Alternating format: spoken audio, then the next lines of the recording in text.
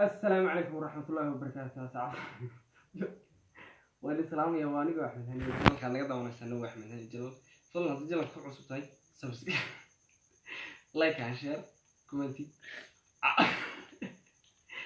عاو حنين هيا وضي ولا قوس ولا فرح وضي ولا فرحان هيا عاو وأريتي محد أورانا سعد عن شرها إنك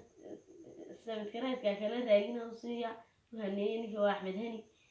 وكده ويني في يوتيوب إن حسنوا عاوة إن سؤالين بكويدين إن واحد هاي أنا صدقنا كده دلنيات طويل كدول هميجي سنة أو فوقيه مركها هميجي وجوين إذا هذه يجير كل هميجي وحوجه ما شيء أيوة وين الفهم يروحي هاي أنا بفريسة قولي المرايدة وقعت الكمبيوتر أفرسون الكمبيوتر هاي عندنا يا جامعة كورة يعني أفرسون الجامعة كترجمين يا صورة مين يا أنا حضور يا مستر مقاط يا لا لأنك هني مستر خمسين عنه همي جاي بنت وايه إن أنت لديك جوت محل وجع هاي وكهشة معناه هذه يجي قيمة يسار لا محل جعشة هذه يجي وبنفترض كهشة وقيمة يسار حكي لا شراب يسترو بريد وايه وانا لك إن واحد كلا سؤال كان إن إمك صالحان قبل عليك حب haddii ay ku rahdaan reerkii gabadha ay ka dhalatay ninka iskaga xaq gabadha ku rahdaan oo guur iyagana ka doontay guurkii lagu diido oo gabadheeda xoogaad u jeceshahay oo xaaladda ka maraysa maxaad samayn lahayd oo halka dee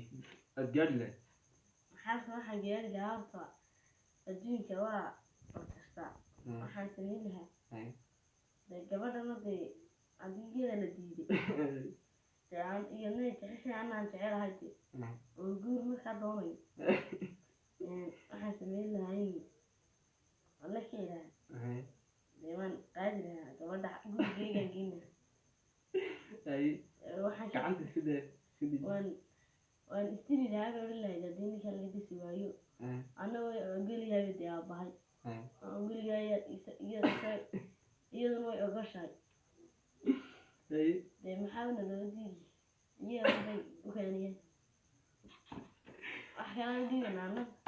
oo dhaladay weyn waayahay dee eeg waxaana ogolaynba xaafadda gabadha ay ka dhalatay markaa mushkiladdu intaasay noqonaysaa markaa sideed ugu gudbahay oo labadii waalid ee gabadha dhalay ama reerkay ka soo jeeday sideed u xalin lahayd oo dee jacayl ayuu ugu muujin lahayd تمانية وانتفع حسينها اللي قبضة اللي ما هي سنة تقولي ولا ما تشوفي سكولي ولا برسنة جاي نبى كلا نبى كلا جديد من نبوي مثلا أنتي وكلنا تعطوا وكرسي أنت كمان أنا كنا وكرسي كرت وين سؤال كمان عاوز سؤال اللي قدر جنيه إن إمك تصالحان صاحب كعدبا أيوة حضرتي إن وضح الدنيا تسوق عشان والسيرها أنا كرق ونمشي وذا كان صاحبكم مرة ولا دبا سمع أيوة حد درينتي أيوة حلوش يعني إن ولاش على صعوده مركها حالadaadu sii noqon lahayd marka lagu sheego ee ninkan ilaa wala shaqeeyano walaalka ka dhigatay oo kadib in hoosta ku maray deemana